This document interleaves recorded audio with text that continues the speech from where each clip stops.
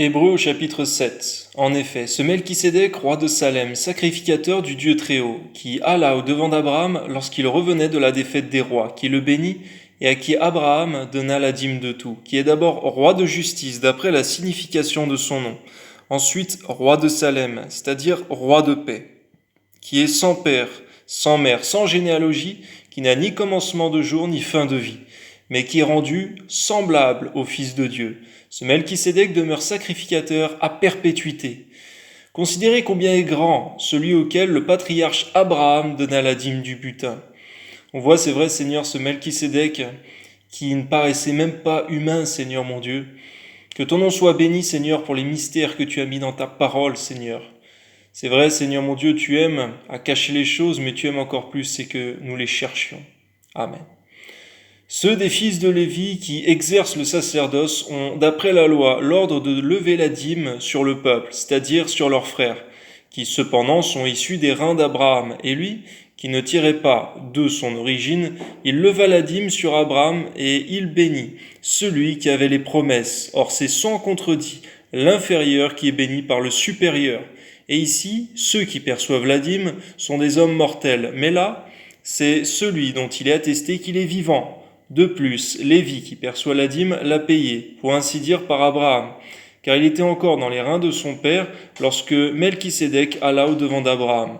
Si donc la perfection avait été possible par le sacerdoce lévitique, car c'est sur ce sacerdoce que repose la loi donnée au peuple, qu'était-il encore besoin qu'il parût un autre sacrificateur selon l'ordre de Melchisédek, et non selon l'ordre d'Aaron, car le sacrificateur étant changé nécessairement aussi, il y a un changement de loi. En effet, celui de qui ces choses sont dites appartient à une autre tribu, dont aucun membre n'a fait le service de l'autel, car il est notoire que notre Seigneur est sorti de Juda, tribu dont Moïse n'a rien dit pour ce qui concerne le sacerdoce. Cela devient plus évident encore, quand il paraît un autre sacrificateur à la ressemblance de Melchisédek, institué non d'après la loi d'une ordonnance charnelle, mais selon la puissance d'une vie impérissable, car ce témoignage lui est rendu. Tu es sacrificateur pour toujours selon l'ordre de Melchisédek. Gloire à Dieu. Il y a ici abolition d'une ordonnance antérieure à cause de son impuissance et de son inutilité, car la loi n'a rien amené à la perfection, et introduction d'une meilleure espérance par laquelle nous nous approchons de Dieu. Et comme cela n'a pas eu lieu sans serment, car tandis que les Lévites sont devenus sacrificateurs sans serment, Jésus l'est devenu avec serment, par celui qui lui a dit « Le Seigneur a juré, il ne s'en repentira pas. Tu es sacrificateur pour toujours, selon l'ordre de Melchisédek. » Jésus est par cela même le garant d'une alliance plus excellente.